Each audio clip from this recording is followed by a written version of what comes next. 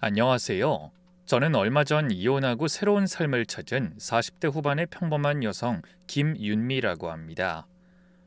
저는 오랜 시간을 남편과 시댁 때문에 고통받고 살았습니다.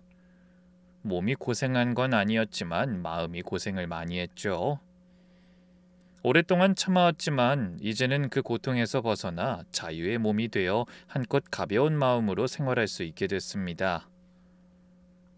이 모든 게 남편의 욕심과 시어머니의 욕심이 불러온 결과예요. 욕심이 어떻게 사람을 집어삼키고 또 모든 것을 파멸시키게 되는지 오늘 이 글을 통해 많은 분들에게 알려드리고자 합니다. 사실 저는 어릴 때부터 조금 소심한 사람이었습니다. 특히 결혼 전에는 자존감이 매우 약해져 있었죠. 부모님이 빚 때문에 고생하시는 걸 보며 자랐고 외동딸답지 않게 기가 매우 약한 사람이었거든요. 매우 어릴 때부터 그랬다고 하더군요. 그렇지만 의외로 중요한 곳에서는 물러서는 일이 없다고 어머니에게 들었던 적이 있었습니다. 남편과 처음 만났을 때 저는 평범한 중소기업의 평사원이었어요. 월급은 세후 200만 원 정도였습니다. 남편은 그때 이미 대리였고 월급은 350만 원 정도 됐죠. 당연히 남편이 저보다 2배 가까이 벌었으니 결혼 초기에는 남편이 생활비 대부분을 부담했습니다. 물론 저도 냈지만 워낙 차이가 크다 보니 남편이 더 많이 부담하는 건 당연한 흐름이었어요. 남편과의 월급 차이도 있었지만 남들보다 좀 이른 나이에 결혼하다 보니 시댁에 잘 보여야 한다는 강박도 있었어요. 그래서 시어머니가 뭐라 하시면 네 어머님 하고 고분고분 따랐고 남편이 원하는 대로 맞춰주려고 했었습니다. 그렇게 하면 가정의 평화가 이어질 거라고 생각했거든요. 그런데 결혼 1년쯤 됐을 때 남편이 느닷없이 이런 제안을 하더군요. 여보, 우리 각자 생활비만 내고 나머진 각자 관리하는 게 어때? 요즘 맞벌이 부부들은 다 그렇게 한다던데. 서로 스트레스도 덜하고 좋잖아. 저는 솔직히 서운했습니다. 부부인데 경제권을 합치는 게 자연스러운 거 아닌가 싶었거든요. 하지만 남편이 저보다 훨씬 많이 벌고 그동안 생활비도 대부분 내줬으니 거절하기가 애매했습니다. 남편은 거기에 그럴싸한 이유까지 갖다 붙였습니다. 우리 회사 선배들 보면 부부가 통장 합쳤다가 돈 때문에 맨날 싸우더라고. 각자 알아서 관리하는 게 훨씬 낫지. 당신도 눈치 안 보고 자유롭게 쓸 수 있고. 솔직히 제 월급에서 생활비 빼면 남는 것도 없었어요. 자유롭게 쓸 돈 자체가 없었으니까요. 그렇지만 남편이 경제적 주도권을 쥐고 있는 상황에서 안 된다고 말할 수는 없었습니다. 그래, 당신이 더 많이 버니까 그렇게 하자. 대신 생활비랑 육아비는 공평하게 나눠서 내야 해. 내 월급이 너무 적어서. 당연하지. 나도 당연히 그렇게 하려고 했어. 당신 편의는 최대한 봐줄게. 그렇게 저희 부부는 각자 통장을 따로 관리하기 시작했습니다. 그때만 해도 전 이게 나중에 얼마나 큰 문제가 될지 몰랐습니다. 아니 어쩌면 알고 싶지 않았던 걸지도 모릅니다. 저는 나름대로 아껴 쓰려고 했지만 이미 생활비로 100만 원 넘게 내고 있었기에 뭔가를 저축하거나 투자할 수 있는 환경이 아니었어요.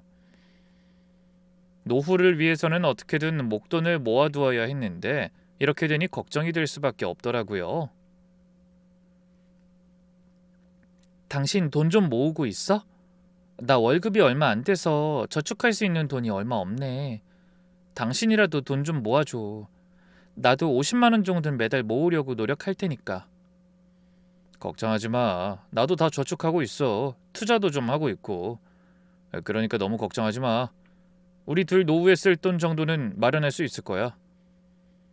걱정돼서 물어본 제 말에 남편은 아주 든든하게 그렇게 말해주곤 했습니다. 그래서 정말로 아무런 의심도 없이 아무런 걱정도 없이 무려 7년을 남편의 말처럼 돈을 각자 냈어요. 통장을 합치지 않고 말이죠. 그렇게 7년이란 세월이 흘렀습니다. 아이가 태어나고 육아에 돈이 들면서 생활비의 규모는 더 커졌습니다. 솔직히 저도 월급이 조금씩 오르기는 했지만 원하던 만큼 팍팍 오르던 건 아니었어요. 그렇게 고민하고 있던 와중에 전 한 가지 결심을 했습니다.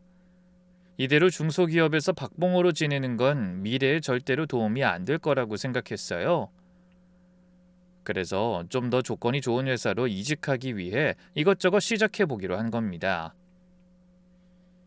결혼하고 아이 낳고 바쁜 와중에도 퇴근 후면 학원에 다니고 주말엔 온라인 강의를 들으며 자기 개발에 매달렸어요. GMP 품질 관리 자격증을 땄고 임상시험 모니터 교육 과정도 이수했습니다. 영어 실력도 꾸준히 쌓았어요. 토익 점수도 900점대까지 끌어올렸고 영어 회화도 원어민과 업무 미팅이 가능한 수준까지 올렸습니다. 새벽에 일어나서 단어 외우고 점심시간에 팟캐스트 들으면서 공부했어요. 아이 재우고 나면 밤 11시, 12시까지 책상 앞에 앉아 있었습니다. 솔직히 죽을 맛이었지만 지금 아니면 안 된다는 생각뿐이었어요. 솔직히 그때도 저는 늦었다는 생각에 엄청 초조해했었거든요. 다들 대학을 졸업할 땐 준비하는 것인데 저는 애를 낳고 나서 시작한 거니 남들과는 스타트가 다르잖아요. 게다가 남편과의 월급 차이로 항상 남편에게 아무 말 못하고 눌려 사는 기분을 느꼈었기 때문에 어떻게든 저 나름대로의 자존감을 올리고 싶었던 것도 있었어요. 그래서 그런지 공부가 싫거나 힘들지는 않았죠. 오히려 더 재미있고 즐거운 과정이었습니다. 덕분에 승진도 하고 월급도 조금씩 올라서 월 400만 원 정도를 받게 됐습니다. 주변에서도 윤미 씨 진짜 대단하다는 말을 들었어요. 제가 이렇게까지 할 수 있는 사람인 줄 저도 몰랐습니다. 그리고 이렇게 월급이 오르고 직급이 오를수록 저는 자신감이 붙었고 뭐든 할 수 있을 것 같은 기분이 들었어요. 그렇지만 제가 그렇게 정진하며 살아온 시간 동안 남편은 저와는 정반대의 시간을 걸었습니다. 회사에서 과장까지는 올랐지만 거기서 딱 멈췄습니다. 후배들이 하나둘 치고 올라오고 회사에서 역량평가도 점점 엄격해지는데 남편은 자기 개발이라는 걸 일절 안 했어요. 한 번은 제가 너무도 걱정스러워 말한 적도 있었어요. 여보, 당신도 자격증 하나 따보는 게 어때? 요즘 회사에서 그런 거 많이 보잖아. 분명 도움 될 거야.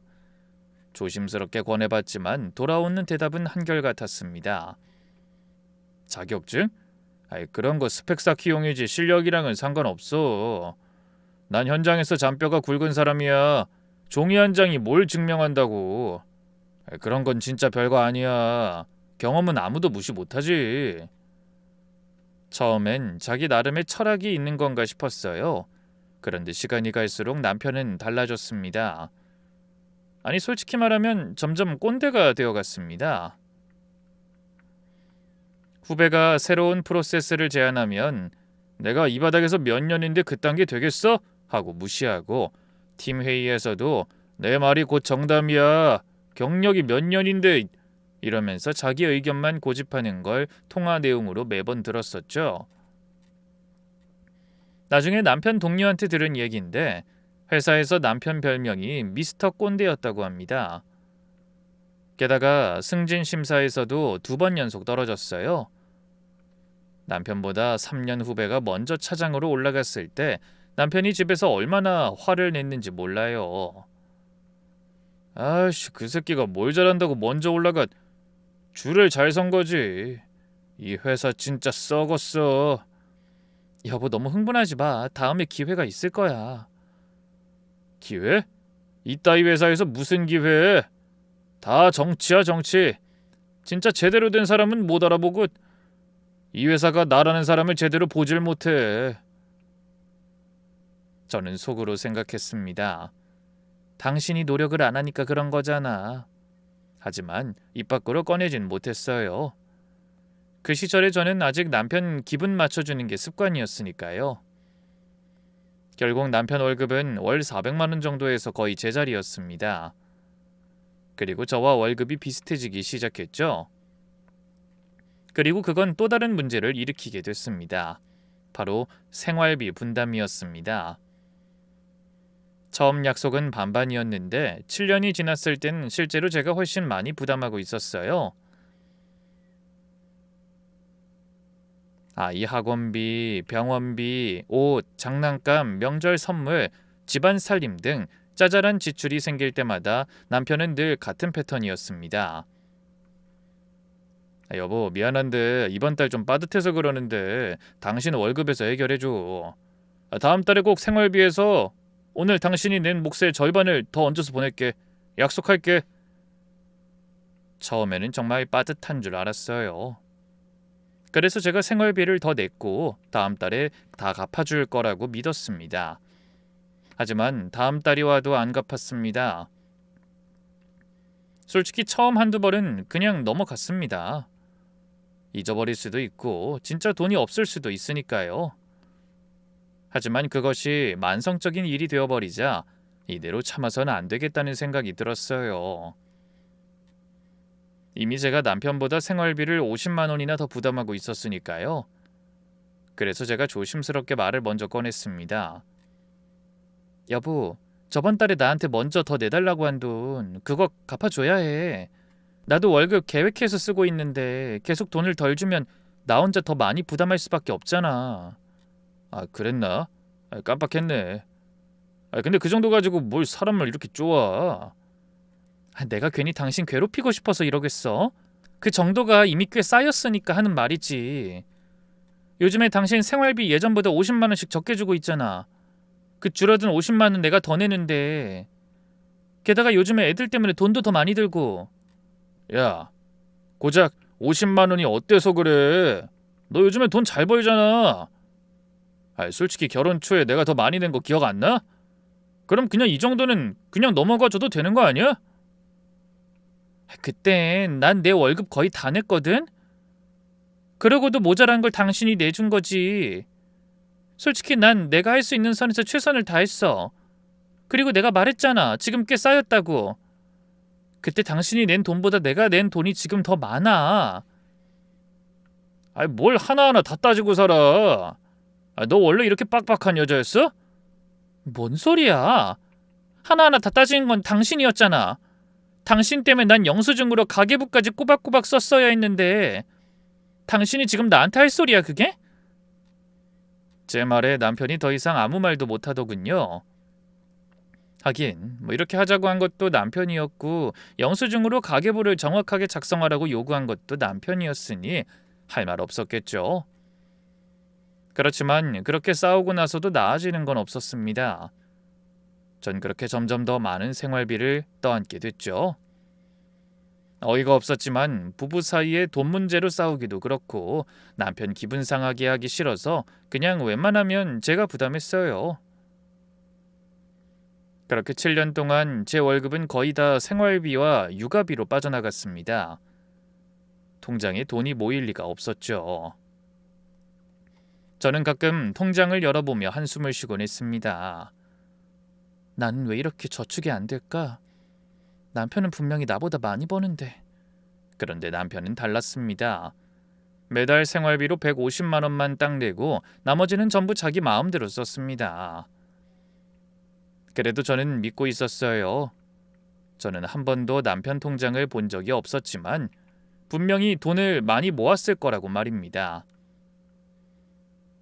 나중에 집 살 때 남편이 목돈을 보태줄 거라고 순진하게 믿었죠. 그렇지만 그런 믿음이 조금씩 사라졌던 건 명절 때 시어머니가 제게 한 말 때문이었어요. 우리 아들이 효자야. 매달 용돈을 꼬박꼬박 보내주니까 얼마나 든든한지 몰라. 요즘 같은 세상에 이런 아들이 어디 있겠니? 며느리도 참 복받았어. 그 말 들을 때마다 미묘한 기분이 들었습니다. 남편이 시어머니께 매달 용돈을 드린다는 건 알았지만 얼마인진 몰랐거든요. 꼬박꼬박이라는 표현도 묘하게 신경 쓰였고요. 게다가 결혼 초반엔 제 월급을 모조리 생활비에 박아 넣어야 해서 친정 부모님께 드릴 용돈도 저는 드리지 못했거든요. 그런데 제가 그렇게 아무것도 못하고 있는 사이 남편은 시어머니에게 매달 용돈을 드리고 있었다니 묘한 배신감이 떠올랐습니다. 제 능력이 모자란 거니 어쩔 수 없었지만 그렇다고 해서 결혼한 사이에 어떻게 시댁에만 용돈을 드릴 수 있나 싶기도 했죠. 자기 돈 자기가 쓴다고 이야기하는 거면 저도 할 말은 없지만 적어도 남편이 그렇게까지 이기적이거나 차갑게 선을 긋는 사람은 아니었으면 하고 바랬으니까요.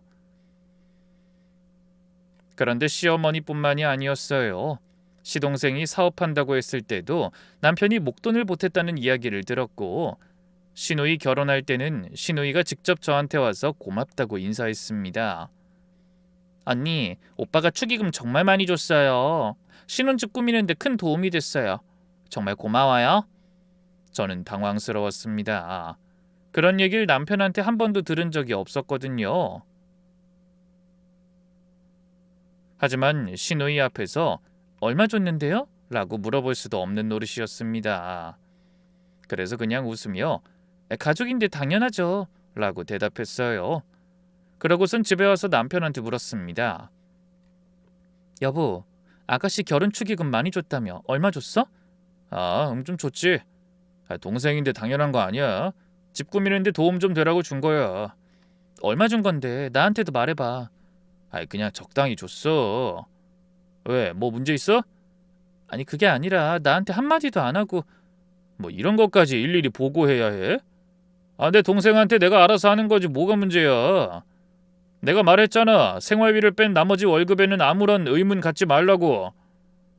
그건 당신 게 아니야. 내 월급이지. 내가 내 월급 모아서 쓰는 건데 당신한테 이야기할 필요가 뭐가 있어? 당신도 당신 월급은 당신이 알아서 써. 나도 아무 말 안 할 테니까. 남편의 목소리에는 짜증이 잔뜩 실려 있었습니다. 전 더 이상 묻지 못했어요. 괜히 남편 기분 상하게 할까봐. 그때 저는 늘 그랬습니다. 남편 눈치, 시댁 눈치. 제 감정은 항상 맨 마지막이었죠. 그때마다 저는 이렇게 합리화했습니다. 남편이 많이 버니까 그럴 수 있지. 시댁에 효도하는 건 나쁜 일이 아니니까. 뭐 이렇게 넘어가면 가정이 평화로우니까. 이혼한 것도 아닌데 뭐하러 싸울 일을 만들어. 정말 안일하게 생각했던 것 같아요. 하지만 정작 우리 친정 일에는 남편이 전혀 관심이 없었습니다. 제가 친정에 용돈 좀 드리겠다고 하면 돌아오는 건 늘 이런 반응이었죠. 여보, 우리도 애들 키우고 집 사야 하는데 그런 여유가 어딨어. 장인어른 연금 받으시잖아. 그걸로 생활하시면 되지. 그래도 명절 때라도 좀 드리면. 명절 땐 선물 사드리잖아. 그것만으로도 충분해. 그리고 당신은 월급도 적게 버는데 바라는 게 뭐가 그렇게 많아? 정말로 시댁엔 펑펑 쓰면서 친정엔 눈곱만큼도 안 쓰려는 사람이었습니다. 하지만 저는 그때 그 이중성을 제대로 인식하지 못했어요. 아니, 인식하고 싶지 않았던 건지도 모르겠습니다. 모두 다 이게 아이들을 아빠 없이 만들고 싶지 않다는 마음과 제 마음속에 자리한 열등감 때문이었을지도 모르죠. 그렇게 결혼 후 10년째 되던 해, 제 인생에 큰 전환점이 찾아왔습니다.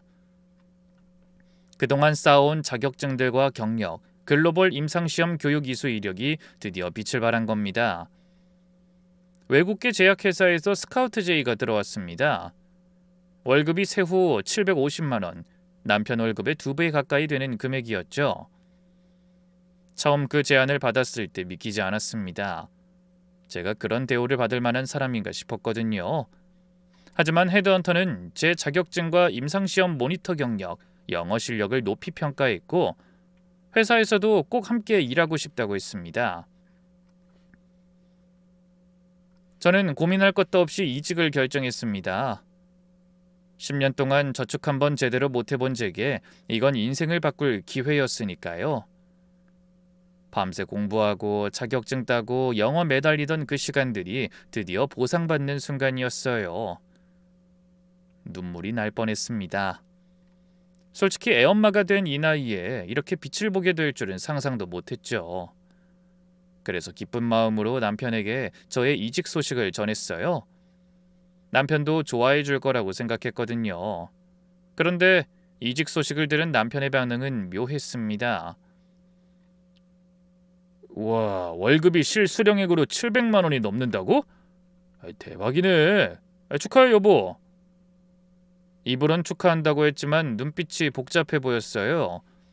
질투인지 부러움인지 아니면 자기는 과장해서 제자리인데 와이프가 훌쩍 앞서 나간 게 자존심 상한 건진 모르겠지만 어쨌든 완전히 기뻐하는 모습은 없었죠. 전 그런 남편의 모습을 모른 척 말했습니다. 고마워. 나도 믿기지 않아. 근데 세금 엄청 나가겠다? 연봉이 1억이 넘으니까 어쩔 수 없지. 그래도 실수령으로 750이면 대단한 거지. 지금 월급의 2배인데. 남편의 표정이 미묘하게 일그러졌습니다. 그 표정을 보는 순간 전 알았습니다. 이 사람이 진심으로 축하하는 게 아니라는 걸. 그러던 며칠 후 남편이 조심스럽게 제게 말을 꺼냈습니다. 여보, 이제 당신이 나보다 훨씬 많이 버는데 우리 경제권 합치는 게 어때? 부부로서 그게 맞는 거 아닐까? 같이 재테크도 하고 미래 설계도 하고 돈도 같이 모으고 난 그게 합리적일 것 같은데 어때? 전 그 말을 듣는 순간 피식 웃음이 나왔습니다. 어이가 없었어요. 10년 동안 자기가 더 많이 번다고 각자 월급 각자 쓰자던 사람이 이제 제가 많이 번다니까 합치자고요? 그것도 부부로서 맞는 거라는 그럴싸한 명분까지 갖다 붙이면서. 여보, 10년 전에 당신이 뭐라고 했는지 기억 안 나? 각자 관리하는 게 스트레스 덜하고 좋다며. 그리고 자기 월급을 왜 나하고 나눠야 하냐고 했던 게 당신인데 이제 와서 바꿀 필요 뭐 있어? 그냥 지금까지 하던 대로 하자. 월급을 많이 받아 보니까 그렇게 하는 게 훨씬 좋아 보이긴 하네. 아니, 그때하고 지금이 다르잖아. 부부인데 돈을 따로 관리하면 어떡해. 10년 전에는 부부 아니었어? 그땐 괜찮았다가 이제 와서 안 괜찮대? 부부라도 월급 존중해줘야 한다고 한 사람은 당신이야. 솔직히 이러는 거 어이없는 거 알지? 왜 갑자기 내가 많이 벌기 시작하니까 통장 합치자는 건데? 그 이유가 솔직히 거슬려. 그게 그런 뜻이 아니라 경제 규모가 커졌으니까 전문적으로 관리해야.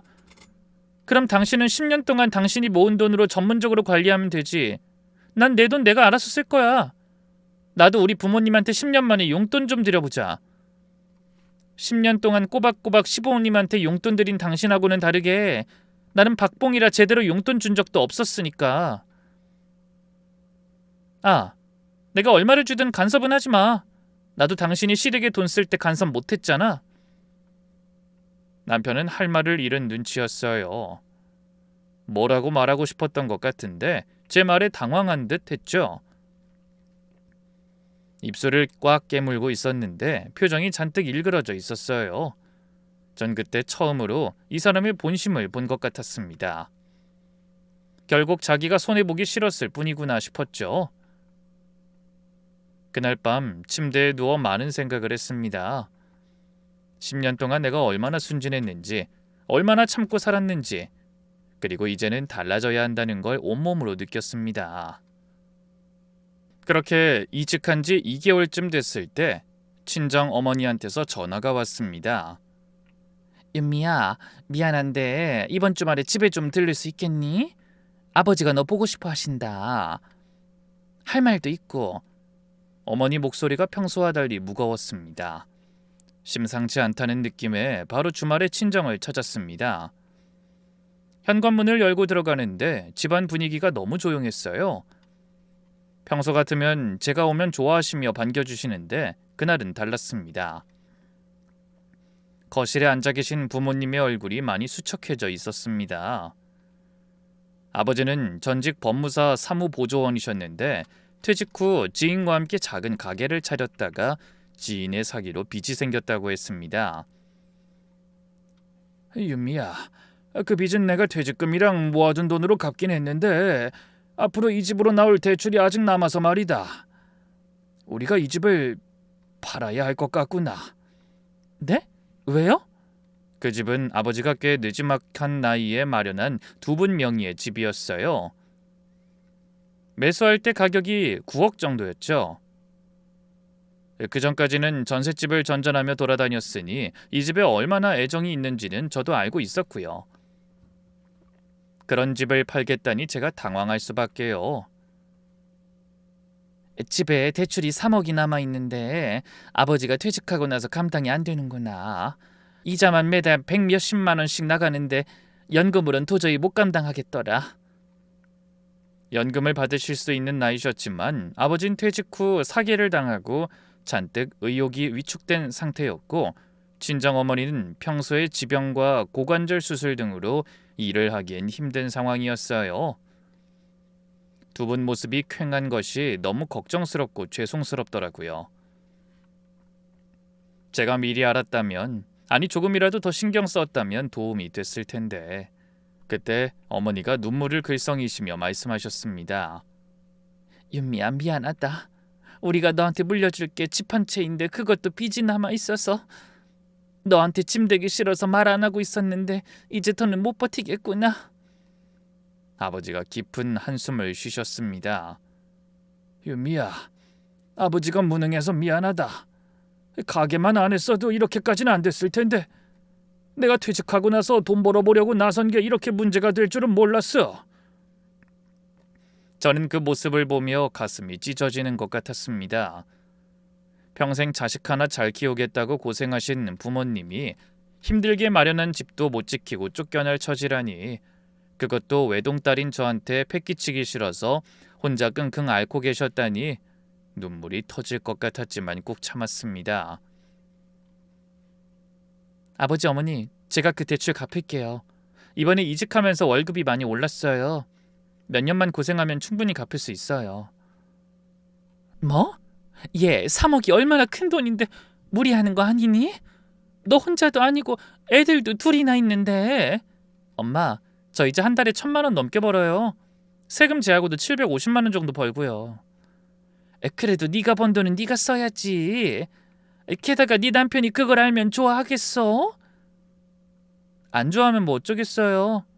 그 사람도 꼬박꼬박 자기 월급에서 떼서 시댁에 용돈 드렸는데요.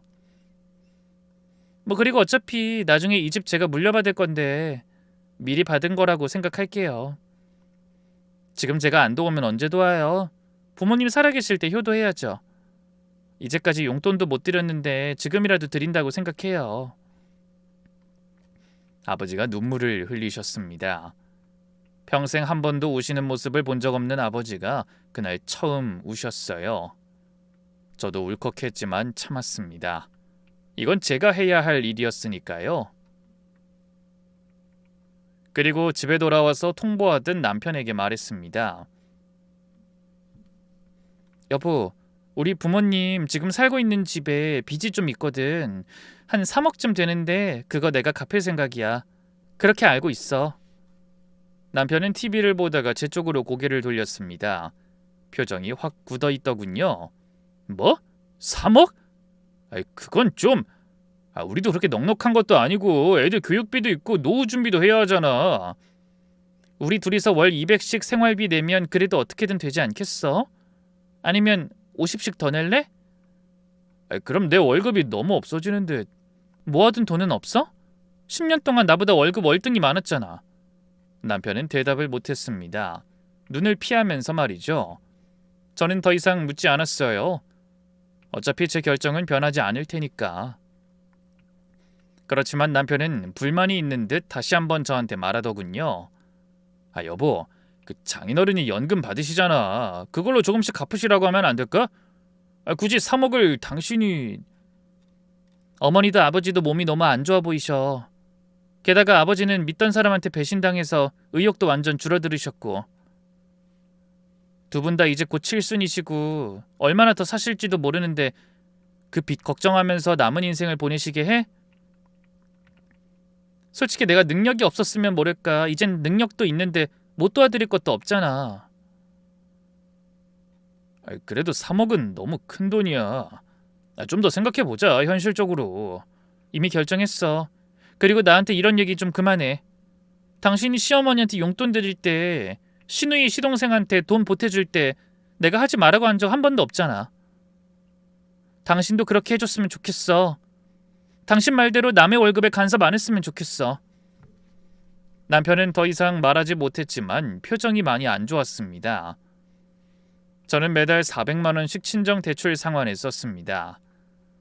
그래도 생활비 200만 원 내고 나면 남는 돈이 150 정도 됐으니 그걸 쪼개서 저축을 하고 투자도 했어요.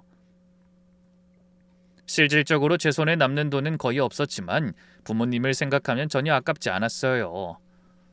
오히려 이렇게라도 할 수 있다는 게 감사했습니다. 만약 이직하지 않았다면 부모님이 집을 파셨을 거고 저는 평생 죄책감에 시달렸을 겁니다. 하지만 남편은 시간이 갈수록 노골적으로 불만을 드러냈습니다. 여보, 3억 좀 나눠서 천천히 갚으면 안 돼? 그 이자가 아깝긴 하지만 우리 생활도 있잖아. 이자가 매달 100 몇십만 원씩 나가. 빨리 갚아버려야 이자를 더 줄일 수 있지. 그래도 애들 학원비도 올라가고 둘째는 영어 유치원도 보내야 하는데 학원비는 내가 내고 있잖아. 영어 유치원도 내 돈으로 보내는 건데 왜 걱정해? 그리고 난 애초에 영어 유치원 보내고 싶지도 않았어. 그걸 당신이 원해서 결국은 생활비가 아닌 내 돈으로 보내고 있는데 뭐가 그렇게 불만인 건데? 아니 그게 아니라 우리 미래를 위해서도 저축하고 있어.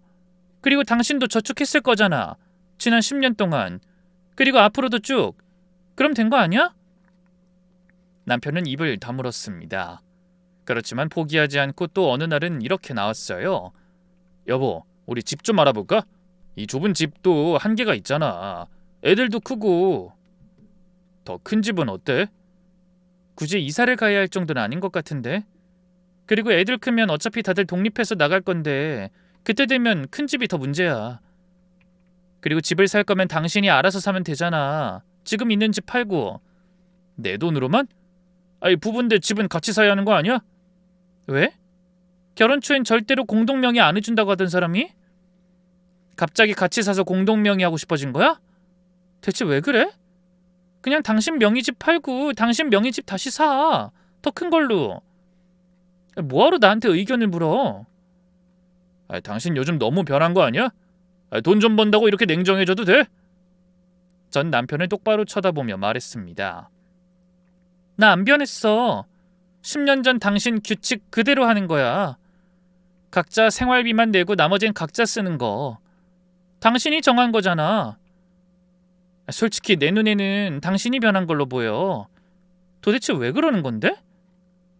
남편은 대답하지 못했습니다. 얼굴이 시뻘겋게 달아올랐어요. 그렇게 6년이 훌쩍 지났습니다. 저는 꼬박꼬박 돈을 보내 친정 대출을 갚아나갔고 남편은 계속 불만스러운 표정이었지만 저는 더 이상 신경 쓰지 않았습니다. 남편도 더는 제게 말하지 않았고요. 그렇게 저는 친정집 빚을 완전히 다 갚았습니다. 3억을 갚는 건 정말 어려운 일이었지만 하면 되더라고요. 그런데 제가 그 빚을 완전히 갚은 날 남편이 제게 전화를 했습니다. 평일 대낮에 말이죠. 여보, 당신 3억 빚 갚은 거 있지? 그거 우리 어머니가 아셨어. 지금 완전 화가 많이 나셨는데. 그래서? 내가 번 돈 내가 쓰는데 뭐가 문제야? 근데 어머님이 그걸 어떻게 하셨어? 설마 당신이 말했어? 아니, 난 그런 적 없어. 아마 당신 통장 내역을 조회한 것 같아. 뭐?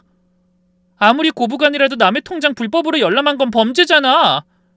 범죄라니. 그게 아니라 그냥 확인만 하신 거야. 솔직히 어머니도 기가 찼겠지. 3억이란 돈이 날아갔으면. 그 3억이 당신 돈이야?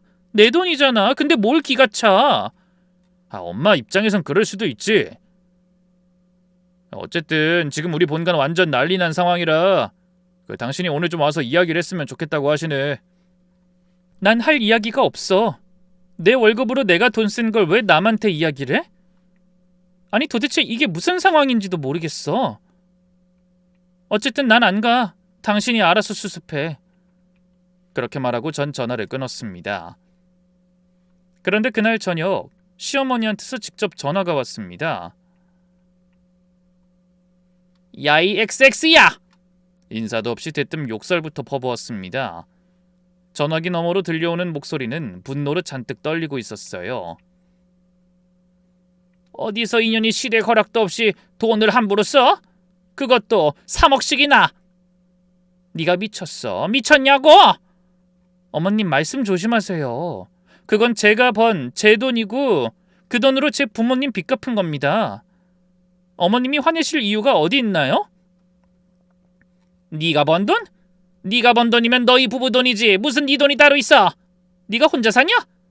내 아들도 열심히 벌어서 생활비 대줬을 텐데 넌 그걸 어떻게 홀라당 친정에 다 퍼부을 수가 있어? 그런 논리면 남편이 17년 동안 시댁에 준 돈도 저한테 허락받아야 하는 거 아닌가요? 뭐? 인연이 진짜 지금 나한테 말대꾸야? 네가 아무리 돈 좀 번다고 해도 며느린 며느리야. 시어머니한테 이렇게 대들어? 대드는 게 아니라 사실을 말하는 거예요.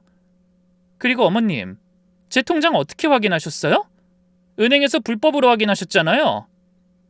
불법? 뭐가 불법이야? 며느리 돈이 어디 쓰이는지 확인하는 게 불법이야? 당장 그 돈 돌려받아. 안 그럼 가만 안 둬. 지금 저 협박하시는 거예요? 그래, 협박이다. 당장 돌려받지 않으면 너희 이혼시킬 거야. 우리 아들한테 너같이 정신 나간 년은 필요 없어. 친정만 챙기는 것이 무슨 며느리야. 저는 손이 부들부들 떨렸습니다. 17년 동안 시댁 눈치 보며 살았던 제가 그 순간만큼은 분노가 치밀어 올라 더 이상 참을 수가 없었어요. 하지만 감정적으로 대응하지 않았습니다. 왜냐하면 마침 옆에 더 강력한 카드가 있었거든요. 주말이라 친정에 같이 저녁 먹으러 놀러와 있었거든요. 그래서 친정아버지가 바로 옆에 계셨습니다. 어머니 잠깐만요.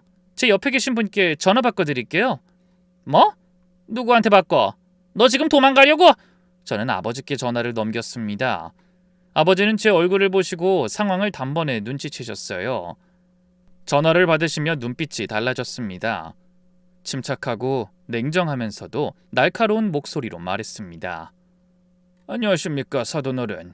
윤미 아버지 김정훈입니다. 장인어른? 지금 이게 무슨 상황인지 아세요?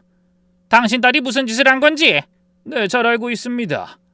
제 딸이 자기 돈으로 저희 집 빚 갚은 거 말씀하시는 거죠? 자기 돈? 그게 무슨 자기 돈이에요? 결혼하면 다 부부 돈이지. 시댁 허락도 없이 3억을 함부로 쓰는 간 큰 며느리가 어디 있습니까? 아버지는 잠시 침묵하셨습니다. 그리고는 더 차분하지만 칼날처럼 날카로운 목소리로 말씀하셨습니다. 그렇게 말씀하시니까 제가 몇 가지 여쭤보겠습니다. 사위가 17년간 시댁에 보낸 돈이 얼마인지는 아십니까? 갑자기 그게 무슨 상관이에요? 매달 100만 원씩 17년 2억이 넘어요.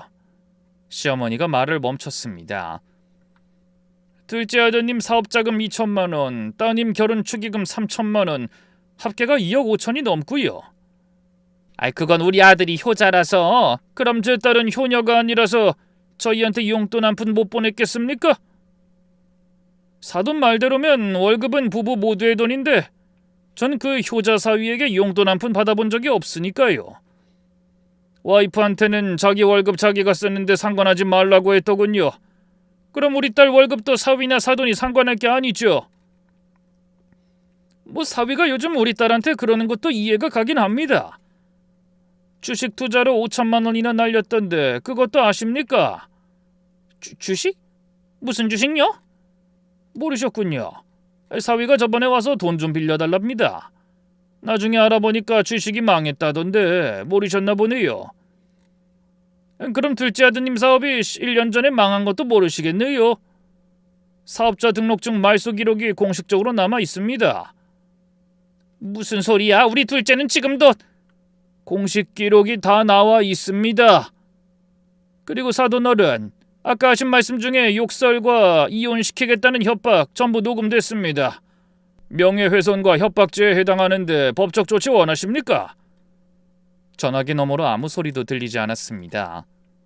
저도 30년간 법무사 사무소에서 일했습니다. 이런 사건 수없이 조사했고 대응 방법도 잘 압니다. 제 딸한테 다시 한 번이라도 욕설이나 협박하시면 그땐 정말로 법적 조치 취하겠습니다. 시어머니는 아무 말도 못하고 전화를 끊어버렸습니다. 아버진 전화를 내려놓으시며 말씀하셨습니다. 윤미야, 이제 시작이다. 저쪽에서 가만히 있지 않을 거다. 네 돈을 자기들 돈이라고 생각하고 더 물어뜯으려고 하겠지. 욕심이란 게 그렇게 무서워? 걱정 마세요, 아버지. 준비돼 있어요.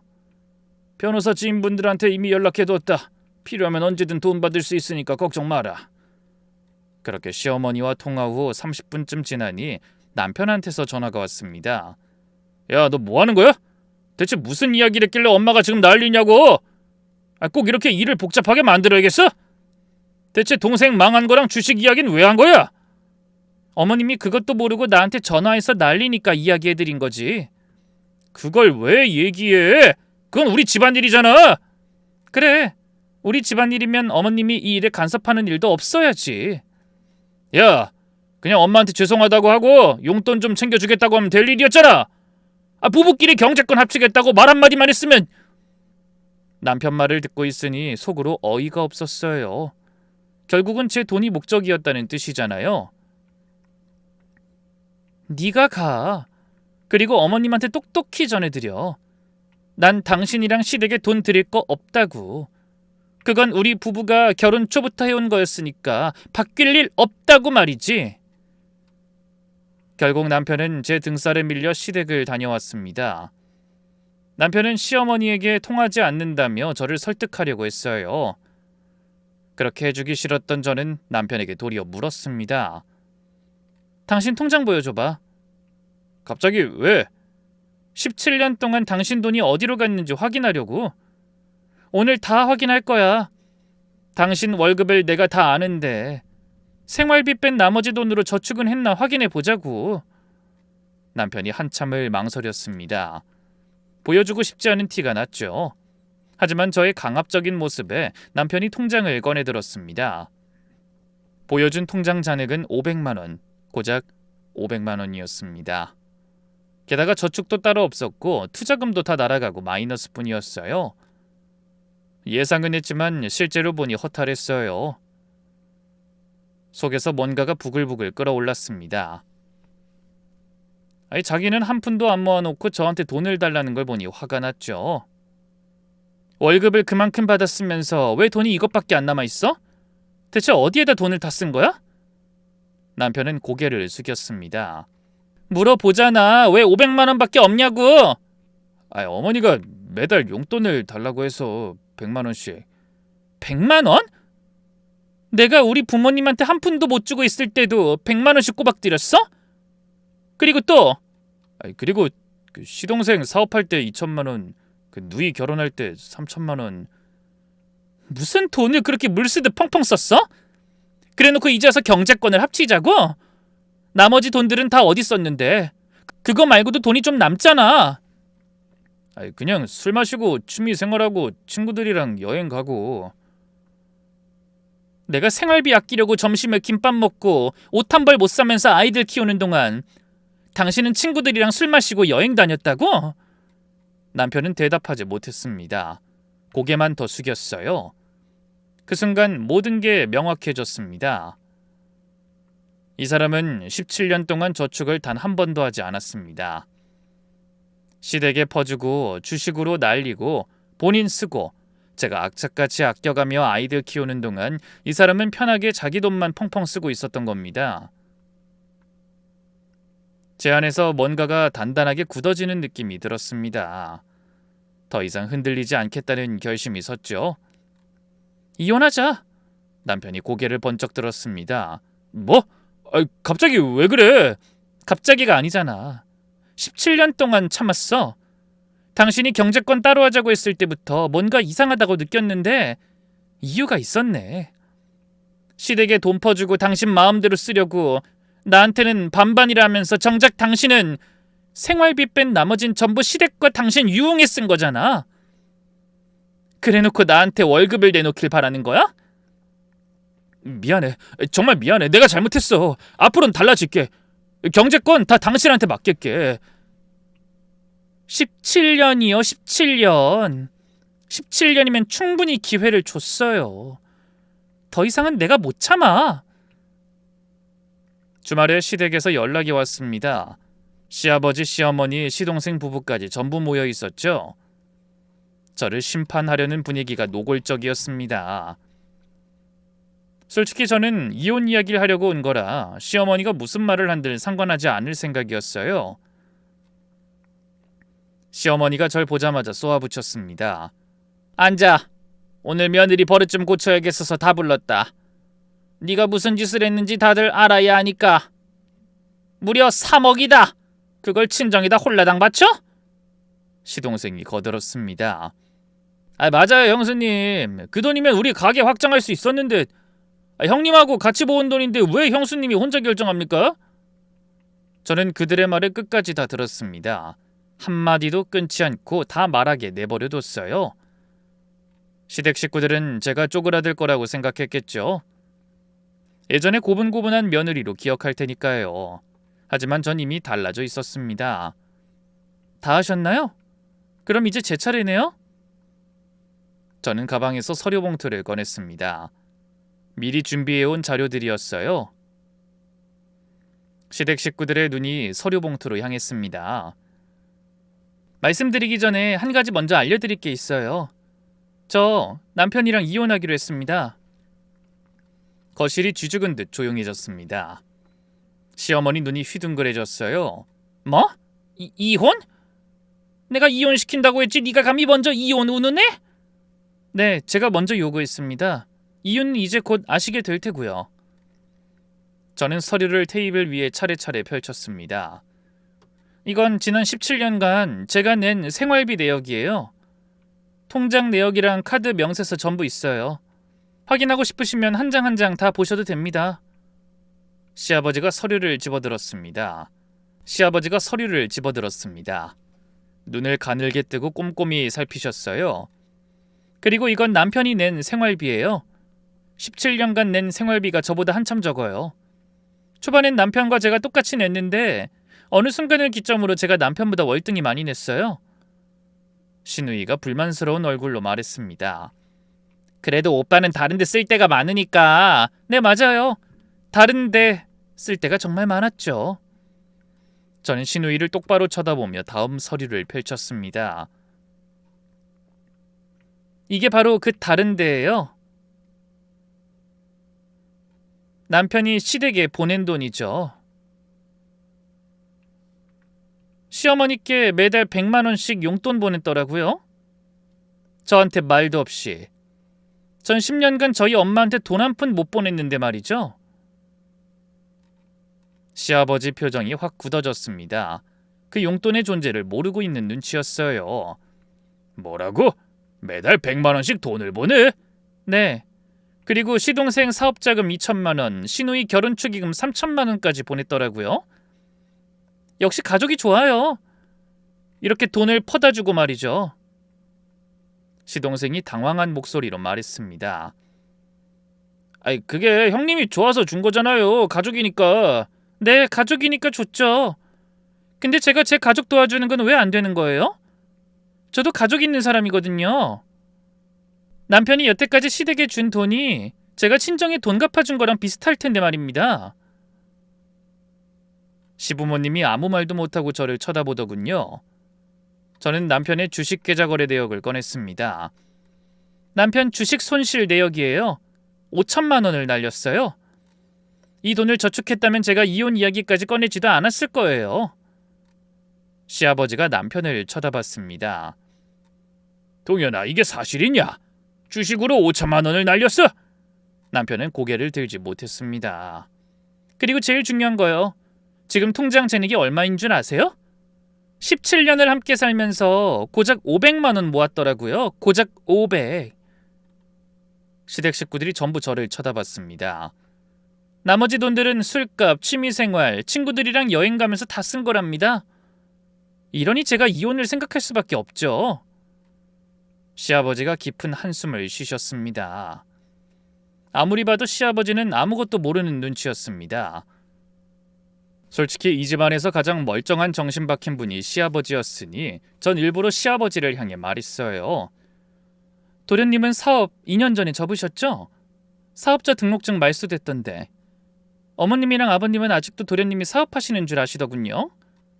시동생 얼굴이 새하얗게 질렸습니다. 시아버지가 시동생을 쳐다봤어요. 이게 무슨 소리냐? 사업 접었다고? 언제? 또 망한 거야? 아버지, 그게 언제냐고 묻잖아. 작년 전에요. 적자가 계속 나서. 시아버지가 탁자를 3개 치셨어요.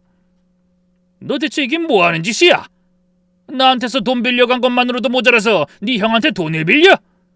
저는 화내는 시아버지를 보고선 마지막 카드를 꺼냈습니다. 그리고 어머님, 그 불법 도박장 출입 사진이랑 사채업자한테 돈 빌린 기록이에요. 남편한테 받은 돈으로 열심히 도박장 다니셨던데 남편이 돈 붙여준 날 다음 날은 무조건 가시더라고요. 시아버지가 벌떡 일어나셨습니다. 이게 무슨 소리야? 도박? 미쳤어? 이 옆에 내가 드디어 정신이 나간 거야? 시어머니는 아무 말도 하지 못했습니다. 1분 전까지 저한테 큰 소리치던 사람이 완전히 쪼그라들어 있었어요. 시아버지가 무섭긴 하겠죠. 지금도 시아버지가 번 돈과 남편의 용돈으로 살아가고 있으니 말이죠. 저는 일어서며 마지막으로 말했습니다. 제가 친정빚을 갚았지만 대신 친정은 9억짜리 집을 물려주기로 했어요. 어디로 보나 손해는 아니죠. 곧 증여받기로 했고요. 근데 시댁은 저희 부부에게 뭘 줬나요? 도박하는 시어머니, 사업 망한 시동생, 돈 관리 못하는 남편. 17년 동안 남편 하자는 대로 해서 남은 게 이겁니다. 그러니까 이혼하자고요. 전 이런 짐 짊어지고 갈 생각 없으니까. 저는 뒤돌아보지 않고 걸어 나왔습니다. 뒤에서 시아버지가 탁자를 치는 소리와 시댁 식구들이 서로 소리 지르는 게 들렸지만 더 이상 볼 것도 들을 것도 없었습니다. 그렇게 시댁에서 한바탕 난리를 치고 난 며칠 후 더 어이없는 일이 벌어졌어요. 진짜 이 사람들 머릿속에 뭐가 있는지 궁금할 정도로 말입니다. 시어머니와 시동생이 친정에 무단으로 쳐들어왔거든요. 집문서 어딨어? 당장 내놔! 내가 며느리 돈으로 빚 갚았으면 우리 아들이 빚 갚은 거나 마찬가지야. 이 집이 우리 거지? 시어머니가 서랍을 뒤지고 시동생은 안방을 뒤졌습니다. 친정어머니가 기함을 하며 말리시다가 시어머니한테 밀쳐지셔서 거실 바닥에 넘어지셨어요. 어머니! 달려가 보니 어머니 손목이 이상하게 꺾여 있었고 퉁퉁 부어 있었습니다. 전 바로 112에 전화했습니다. 여보세요, 경찰서죠. 빨리 좀 와주세요. 미친 인간들이 저희 집에 무단 침입해서 집문서 훔쳐가려고 난리치다가 저희 어머니를 다치게 했어요. 빨리 와서 좀 잡아가세요. 시어머니가 달려와 소리쳤습니다. 뭐? 경찰? 너야말로 횡령이지? 부부가 같이 번 돈으로 친정만 도와주는 게 말이 되냐? 남편 돈 한 푼 안 들어갔어요. 제 돈으로 대출 갚은 거고 이 집은 원래부터 제 부모님 거예요. 진짜 미친 거 아니야? 여기가 어디라고 쳐들어와서 집문서 찾고 난리야. 솔직히 진짜 어이가 없었어요. 친정집에 찾아와서 집문서를 달라고 난리칠 줄은 상상도 못했으니까요. 경찰이 도착해서 시어머니와 시동생은 주거침입죄와 상해죄 혐의로 연행됐습니다. 병원 진단 결과 어머니는 손목 골절, 전치 6주, 의사 말로는 꽤 세게 밀쳐진 것 같다고 했습니다. 전 그날 바로 고소장을 작성했습니다. 경찰 조사 과정에서 시어머니의 불법 도박 기록과 사채 거래 내역이 추가로 밝혀졌습니다. 시어머니가 남편한테 받은 돈 중 1억에 가까운 돈이 도박빚 갚는 데 쓰였고 시동생한테 준 사업자금 2천만 원도 실제로는 빚 갚는 데 쓰인 거였습니다. 남편한테서 전화가 왔습니다. 완전히 넋이 나간 목소리였어요. 여보, 어머니가 도박을 1억이나 정말이야? 경찰 조사 결과 그래. 당신이 매달 드린 용돈이 사채업자한테 넘어간 거야. 그래서 17년 동안 돈이 씨도 안 남은 거고. 이럴 수가. 이제 와서 뭘 새삼스럽게 놀라. 당신이 준 돈이잖아. 어디에 쓰는지 한 번이라도 물어보지 그랬어? 난 정말 엄마가 그런 짓을 하리라고는. 그리고 지금 이 상황에 당신 어머니가 도박한 것보다 우리 엄마 안부부터 물어야 하는 게 정상 아니야? 미안해. 장모님은 괜찮으셔? 안 괜찮아. 그러니까 이혼 절차 진행하고 고소 절대 취하 안 할 거야.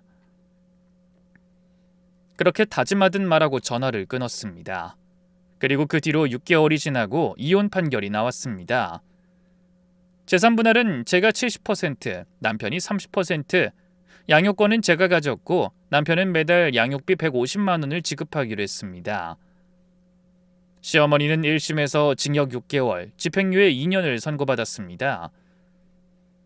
친정어머니께 위자료 1,000만 원도 지급하라는 판결이 나왔어요. 판결 나기까지 남편은 거의 매일 찾아와 매달렸습니다. 제발 다시 한 번만 기회를 줘. 어머니랑도 완전히 연 끊을게. 경제권 다 맡길게. 월급 통장도 당신 명의로 바꿀게.